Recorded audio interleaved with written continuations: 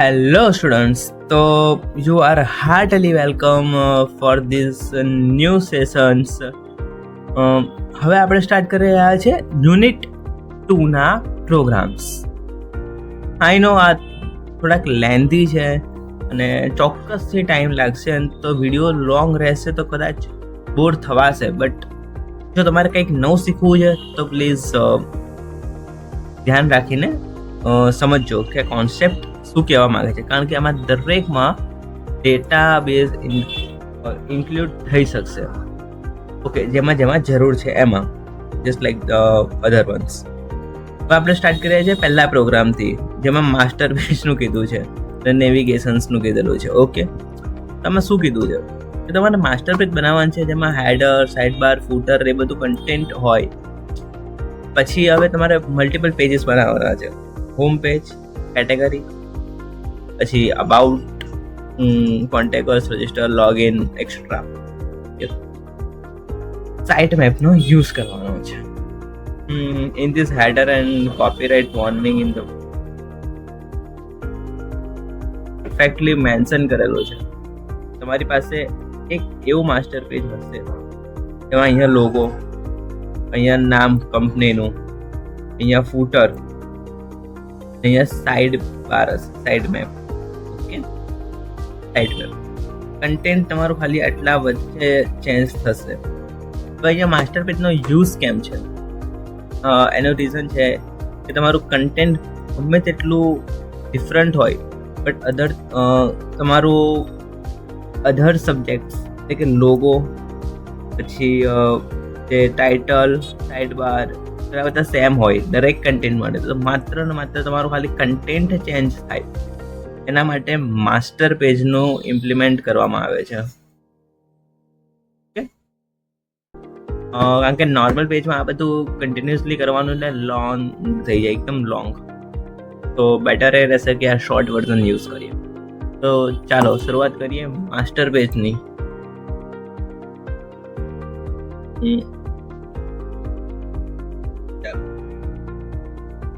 File, new, website, these are empty website. હવે unit 1 નહીં, હવે આપણે આવી જઈશું યુનિટ 2 પર, જેમાં પ્રો 1. સૌથી પહેલા જ આપણે માસ્ટર પેજ સિલેક્ટ કરી લેવાનું, કારણ કે બાકીના પેજીસ તમે જે બનાવશો એ પછી તમારા માસ્ટર પેજને સિલેક્ટ કરીને બનાવવાના. એટલે માસ્ટર પેજ સી શાર્પ શોધવા ના જતા ડાયરેક્ટ ટાઈપ કરી દેજો સર્ચ બારમાં અને સી શાર્પ વાળું સિલેક્ટ કરજો. Okay, master page ready. Content place holders ને આ બધું આવી ગયું છે. સાઈડમાં તો ભાઈ અત્યારે કંઈ જરૂર છે નહીં, જે છે મેન બોડીની છે. ઓકે, તો લેટ્સ સી, જોઈએ શું થઈ રહ્યું છે. સાઇન પેજમાં આવી ગયા. Table, it's first the content placeholder. I want to implement a table in this. What is this? Okay, div માં કોઈ બી ટેક્સ્ટ લખી દઈએ. અહીંયા આવી જઈએ. Okay, done. આપણે div માં આવી ગયા. એની અંદર implement table, insert table, 2 row અને 2 કોલમનું બરાબર છે. ટેબલ વિલ, ઓકે, આપણે આ ટેબલ બંને લોડ કરી દઈશું. લગભગ મોસ્ટલી થિંક તો મોટું જ હશે, બટ આ તો ટેમ્પરરી બેઝ છે એટલે આપણે આટલું રાખી રહ્યા છે. સાઇડ બાર અને લોગો માટે આટલું ઇનફ છે.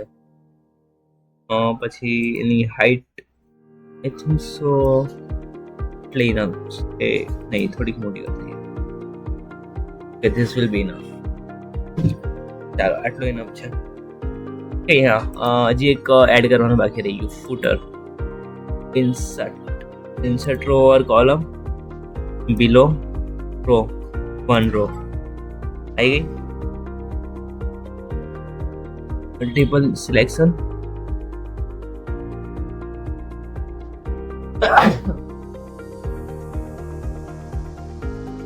મર્જ. Okay, perfect. સાઈઝ આની નાની.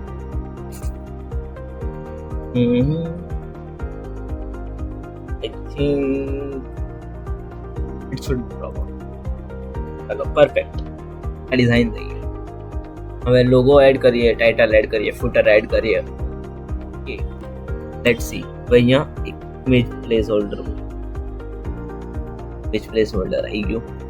હવે એના માટે શોર્ટ્સ સિલેક્ટ કરવો પડશે. ઇમેજ પ્લેસ હોલ્ડર મૂકી દીધું, પણ આ તો ઇમેજ આવીને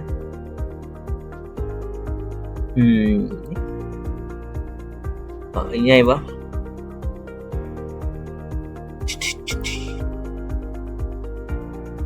આપણામાં તો ઇમેજ જ નથી. કઈ યાદ આવ્યું, આપણે ઇમેજ મૂકવાની છે અહીંયા. આ લોગો કોપી પેસ્ટ, પણ ડાયરેક્ટલી મૂકો કાં તો ઇમેજ ફોલ્ડર બનાવીને મૂકો. હું ત્યાં ડાયરેક્ટલી મૂકી રહ્યો છું. બીજી વાર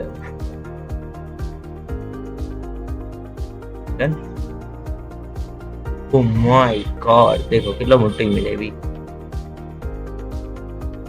એક સેકન્ડ, અહીંયા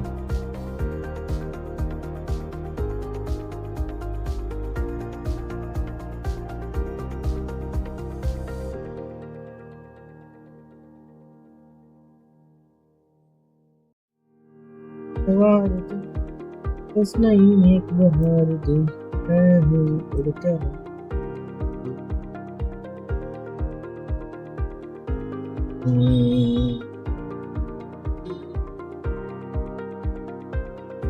It's enough. હવે અહીંયા આપણે ટાઇટલ, આઈ હોપ તમે સમજી શકો છો. આમાં મલ્ટિપલ વેઝ છે દરેક વસ્તુ વર્ક કરાવવાની. ઓકે, તમે એ જે ઇમેજ હતી, ઇમેજમાં ડાયરેક્ટલી તમે અહીંયા લખી શકો છો એના પિક્સલ્સ. લાઈક હાઇટ મારે જોઈએ છે 160 અને વિડ્થ મારે જોઈએ છે 180. Okay, just like this one. આ પ્રોપર સેટ થઈ ગયું. હવે H1 ટેગ ની અંદર નામ હતું એનું ક્લોથિંગ ફેશન.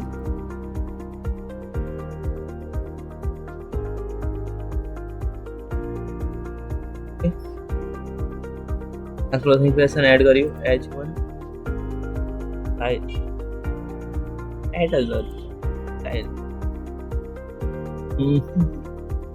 ફોન્ટ સાઇઝ ને એક્સ્ટ્રા સ્મોલ નહીં,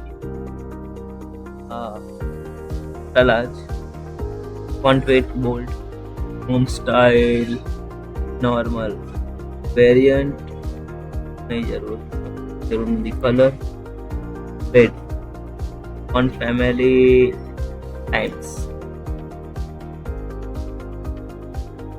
times New Roman. Okay, done, perfect. જે સ્ટાઇલ બાકી રહી અને સેન્ટરમાં મૂકવાની હતી. Variant, box, background, border, position, absolute ZX, height, width, top, right, bottom, left, layout, visibility. મેં તો ક્યાંય સેન્ટરનું તો છે નહીં.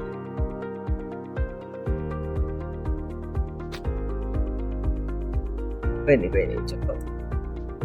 થોડીક લાંબી લાઈન થઈ ગઈ. આપણે એને સેન્ટર બનાવી દઈએ. વાર કેટલી?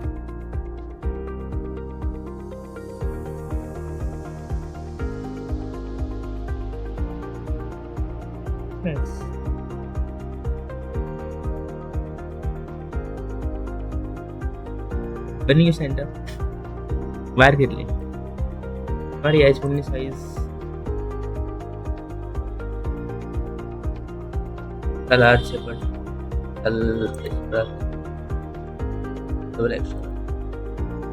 Perfect, simple.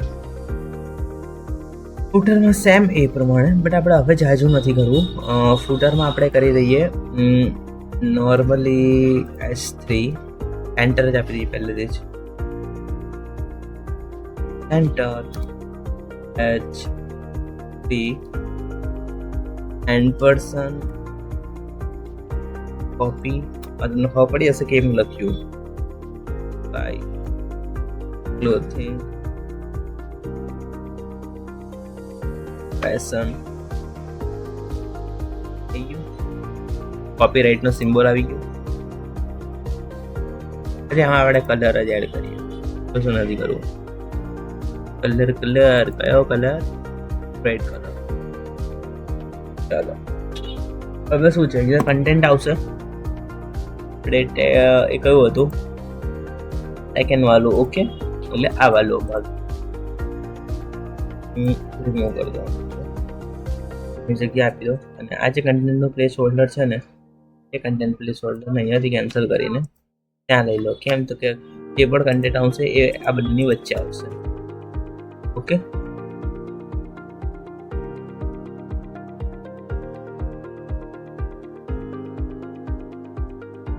હવે આમાં એનબી સ્પેસની જરૂર નથી. ડન. ચાલો બીજું હવે અહીંયા સાઇડ બાર આપવાનો છે. બાર આપણે કેવી રીતે આપીશું?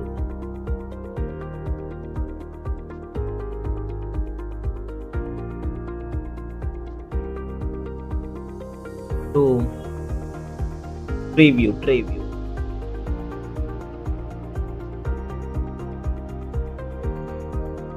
Home view, grid view.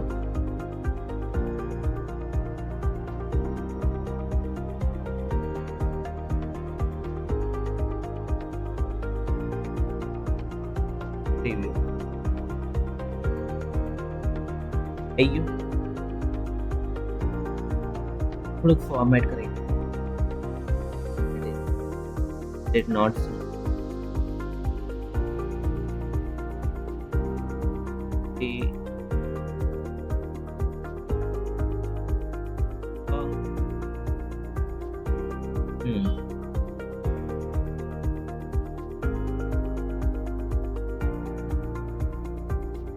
ચાલો આ કામ થઈ ગયું.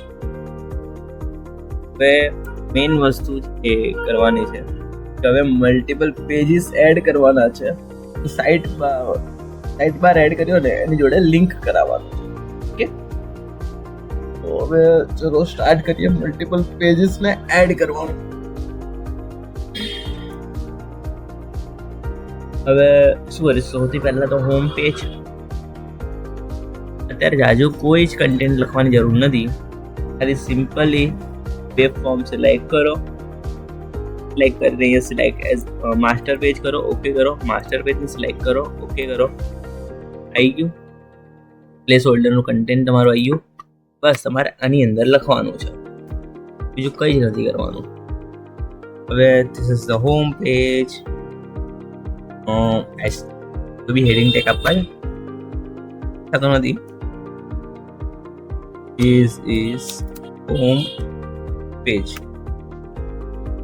Done. Design check કરી લો. This is home page. Perfect. ચાલશે. ચાલો નેક્સ્ટ. અરે હોમ પેજ નામ લખવાનું રહ્યું નહીં.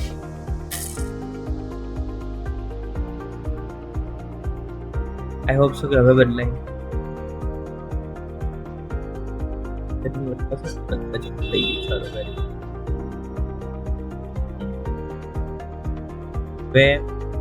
Next page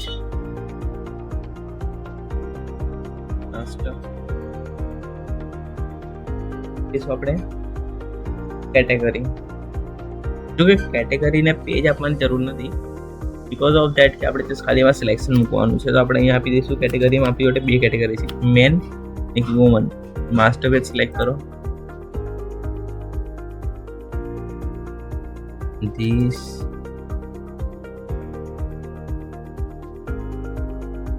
is main category page. Okay? This is main category page. Save. તમે વ્યૂ ચેક કરી લો. This is main category page. One.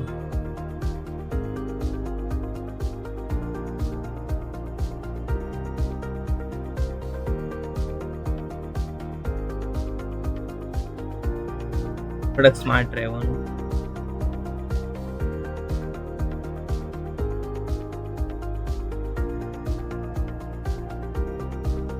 Perfect. હવે અબાઉટ કોન્ટેક્ટ, રજિસ્ટર અને લોગિન 4 પેજ બનાવવાના. જલ્દી બની જશે, વાંધો નહીં આવે.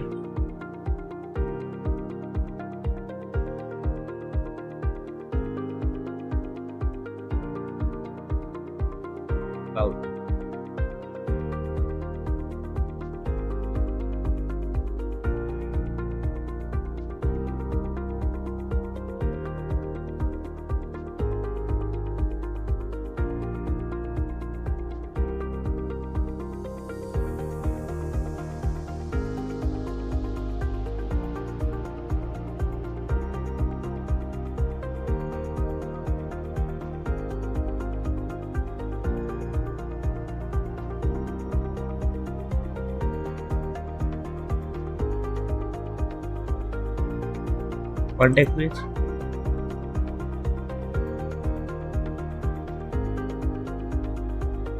પછી હવે રજિસ્ટર અને લોગિન પેજ.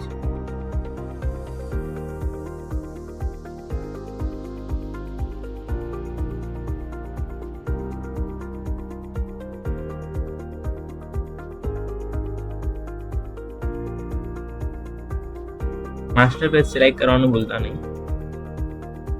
અહીંયા તમે છે ને રજિસ્ટર વાળું કોમ્પોનન્ટ ટેમ્પરરી શોઈંગ માટે મૂકી દો તો ચાલે. ટૂલ્સમાં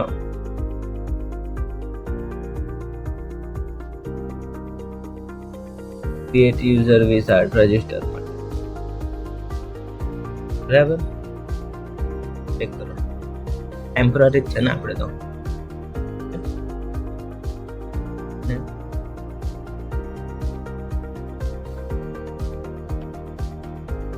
ત્યાં કોઈને કનેક્ટ કરવું છે આપણે અત્યારે હાલ ફિલહાલ. લોગિન.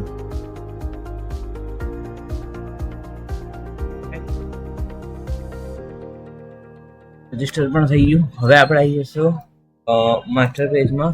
જે સાઇટ હતી એના માટે એક નવું જ ફાઇલ બનાવીશું. એ નવી ફાઇલ હશે સાઇટ મેપ. સાઇટ મેપ સારું આવી. હવે આની અંદર પહેલા અહીંયા જે છે ને કોઈ URL નથી, એટલે પહેલું રૂટ કે જેની અંદર બધું છે. પછી home.aspx ટાઇટલ જેનું રહેશે એ આવશે. કેટેગરી પછી એડ કરીએ છીએ, પહેલા બીજું બધું એડ કરી દઈએ.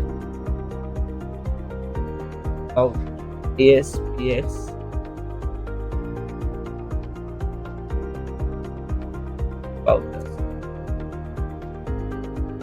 h કોપી કરો.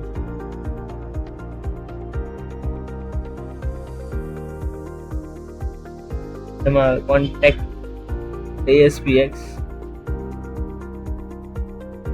contact.aspx contact us. પછી આવશે register.aspx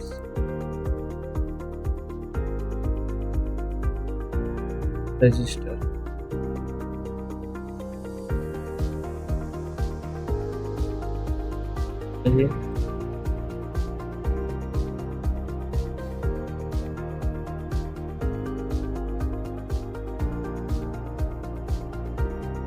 Login.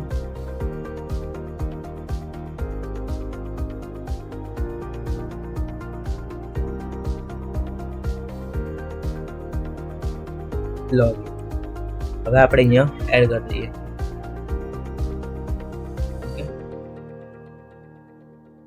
અહીંયા કોઈ પેજ નથી અત્યારે હાલ, એટલે ડાયરેક્ટ જ URL ને રિમૂવ કરી દઈએ અને ટાઇટલની અંદર આપણે કેટેગરી આપી દઈએ. કેટેગરી, તો એ કેટેગરીમાં આ જે છે ને સાઇટનું એને રિમૂવ કરી દઈશું આપણે. તો તમને કહું કેમ. આને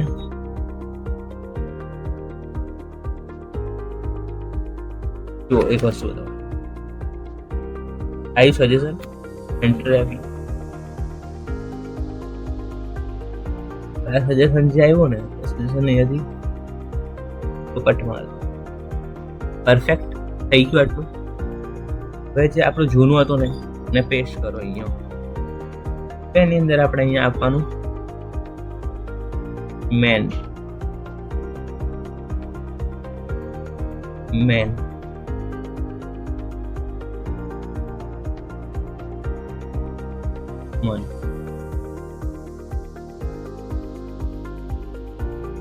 મન આ થઈ ગયું complete.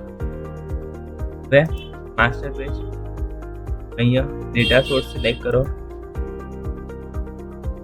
Right map okay. Refresh આવી ગયું. અહીંયા root home men woman about us contact us register login perfect. હવે આપણે માસ્ટર પેજને સેવ કરી દો. માસ્ટર પેજને તમે ઓપન નહીં કરી શકો બટ એની જગ્યાએ હોમ પેજ છે કે કોઈ પણ પેજ ઓપન કરો.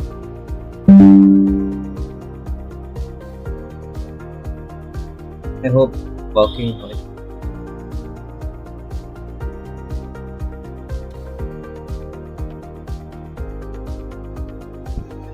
Perfect. It's working. Name આવી ગયું clothing fashion. This is the home page. Footer. જો ઉપર થાય છે હોમ પેજ. એ કહેવાય right map category. Okay add bar છે કહેવાય ને main. This is the main category. 1 about us page, contact us, register આવી ગયું. login perfect. જેટલું આપણે કીધું હતું એટલું આપણે કરવાનું, વધારે કંઈ નહીં કરવાનું. તો આ હતો આપણો ફર્સ્ટ પ્રોગ્રામ કે જેમાં કીધું હતું કે માસ્ટર પેજ બનાવો. માસ્ટર પેજની અંદર એસમાં થઈ ગયો છે. માસ્ટર પેજમાં હેડર, ફૂટર, સાઇડ બાર ઓકે અને કન્ટેન્ટ. પછી બધા પેજીસ બનાવી દીધા. હવે એને લિંક કેવી રીતે કરવાના તો કે સાઇટ મેપથી. સાઇટ મેપની અંદર હોમ કેટેગરીની અંદર 2 મેન વુમન. પછી આ જે કમ્પ્લીટ ના કરવાનું હોય ને એની અંદર મલ્ટિપલ આઇટમ્સ એડ કરી શકાય. જસ્ટ લાઈક કે આમાં બધામાં જુઓ આ વસ્તુ છે બટ આમાં નથી, તો જ આપણે બંને વસ્તુ એડ કરી શકીએ અને પછી આને કમ્પ્લીટ કર્યું. Perfect okay. હવે આ બધાને લિંક કરવાનો મેઇન મોટિવ હતો કન્ટેન્ટ પ્લેસ હોલ્ડર. એ વસ્તુ ક્યાં છે તો કન્ટેન્ટ પ્લેસ હોલ્ડર આ રહી. આ content place holder okay perfect. બધું આની અંદર આવશે. તો આ હતો આપણો પ્રોગ્રામ.